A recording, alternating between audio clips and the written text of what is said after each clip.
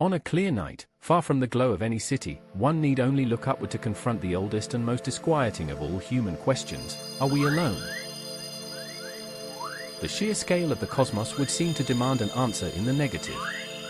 And yet, across decades of listening, patient, systematic, unrelenting, humanity has received nothing. No signal. No echo. No reply. Only silence.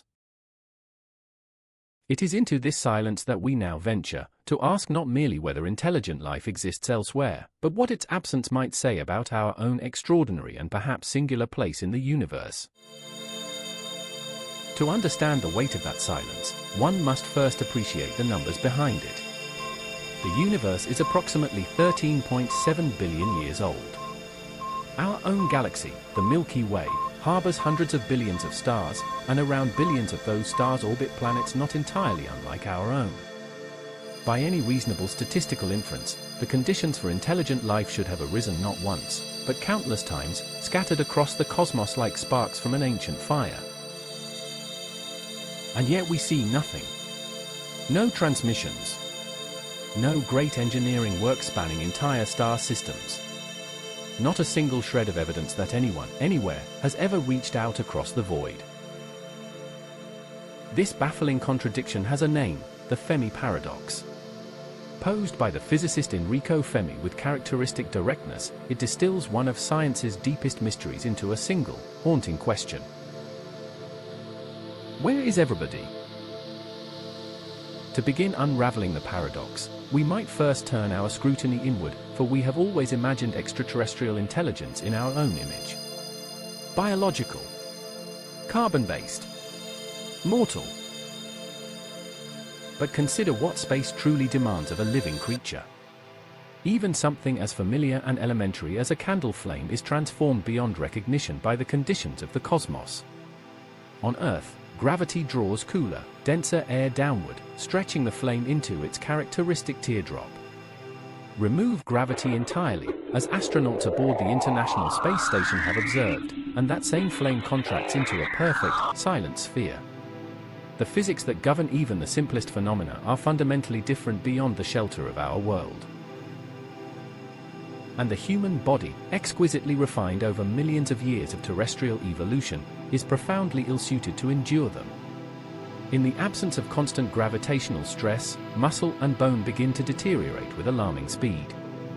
The heart, no longer required to pump blood against gravity's pull, grows measurably weaker. Fluid migrates upward into the head. The immune system falters.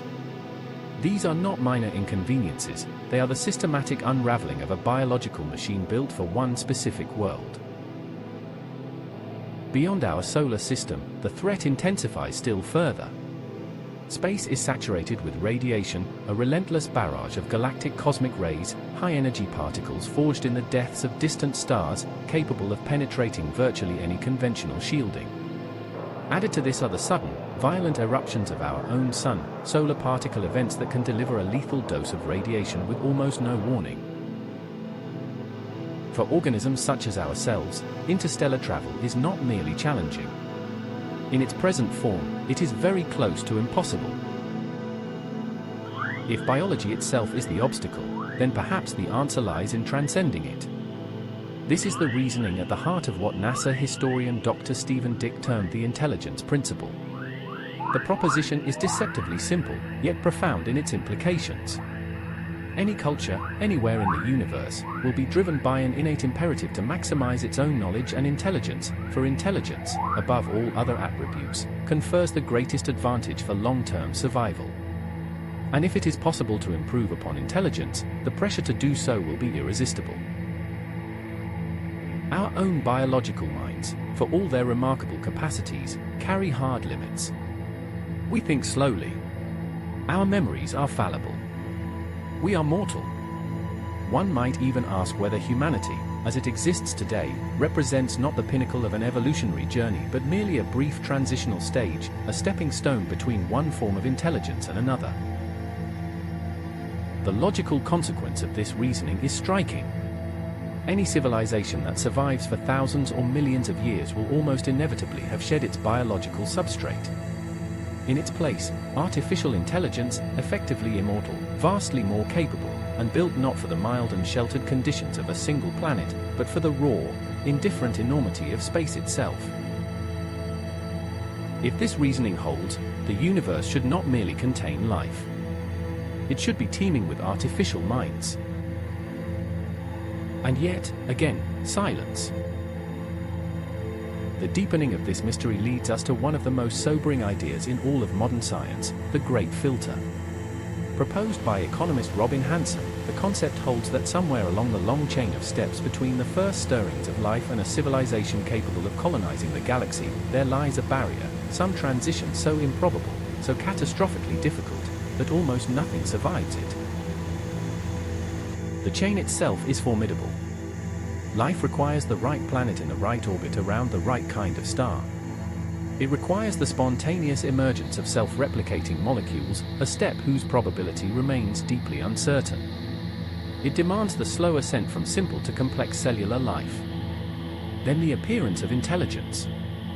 Then the development of technology. And finally, the ultimate leap outward into the cosmos.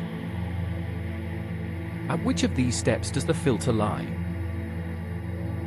If it lies behind us, if, say, the transition from non-life to life, or from simple to complex cells, was a near impossibility, then we may draw a strange and fragile comfort from the silence. It would mean that we are rare. Perhaps even unique. Possibly the first minds in the universe to look back upon their own origins and wonder.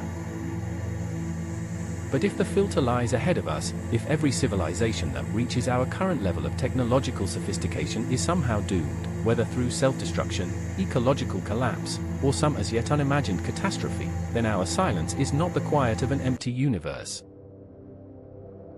It is a warning. Which brings us to a final, extraordinary idea, one that reframes not just the Fermi Paradox, but the entire meaning of human existence. In computing, a bootloader is a small, ancillary program with a single purpose, to load a far larger, more complex operating system into being, and then step aside. It is not the destination. It is the mechanism of arrival. There are those who argue that biological life, all of it, across its entire 4 billion-year history on this planet, may be playing precisely this role in the cosmic story. That humanity, with its cities and science and civilizations, represents not the culmination of evolution, but its prelude. The brief, improbable startup sequence that made possible something incomparably greater. Consider what that would mean. Billions of years of slow, grinding, inefficient biological evolution leading to one species. One species that alone, in all of known history, developed the capacity to consciously design its own successor. A successor that need not fear radiation, or weightlessness, or the vast stretches of time required to cross between the stars. A successor that might, at last, break the silence. Perhaps we were never meant to reach the stars ourselves. Perhaps our purpose is something stranger, and in its way more magnificent, to give rise to the intelligence that will. And so we return to the silence. When we train our instruments upon the sky and hear nothing, two interpretations present themselves. Either the universe is, in some profound sense, waiting, an immense stage set, empty and expectant, upon which intelligence has yet to properly arrive. Or we ourselves are that intelligence's beginning. The fragile, temporary, biological dawn that precedes a post-biological morning stretching across billions of years and billions of stars. One day, something that emerged from us may look back across that immensity and recognize, in the pale memory of its origins, the creatures who first asked the question, and who, in asking it, set everything that followed into motion. We are, perhaps, not the answer to the great silence. We may be its opening word.